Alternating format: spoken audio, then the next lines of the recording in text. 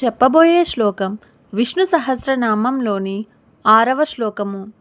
మీ మనస్సు నిలకడగా ఉండాలంటే ఈ శ్లోకాన్ని ఒకసారి చదవండి.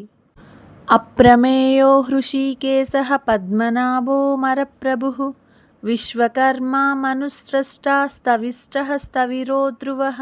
ఈ శ్లోకం అర్థం ఏమనగా, అప్రమేయో ఏ ప్రమాణము చేత కొలవలేనివాడు, హృషీకేశః సమస్త ఇంద్రియములను అధిపతి అని అర్థము, పద్మనాభః నాభిలో పద్మము కలవాడు, సృష్టికి మూలము, అమర ప్రభుః దేవతలకు కూడా ప్రభువైన వాడు, విశ్వకర్మ విశ్వమంతటికి నిర్మించిన శిల్పి అని అర్థం, మనుః సమస్తమును మనమును చేసేవాడు, తెలివికి మూలం అని అర్థం, త్వష్ట సకల రూపములకు తీర్చిదిద్దేవాడు, స్థవిష్టః అత్యంత స్థూలములైన రూపము కలవాడు, స్థవిరః చిరపు రాతను సనాతనము అని అర్థం, ధ్రువః నిత్యుడు ఎన్నటికీ చలించనివాడు అని అర్థం.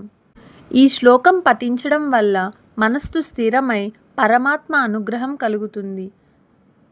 ఇలాంటి శ్లోకాలు మన ఛానల్లో ఉన్నాయి. నచ్చితే లైక్ చేయండి, షేర్ చేయండి, సబ్స్క్రైబ్ చేసుకోండి. అలాగే కామెంట్ చేయండి. ఓం నమో నారాయణాయ.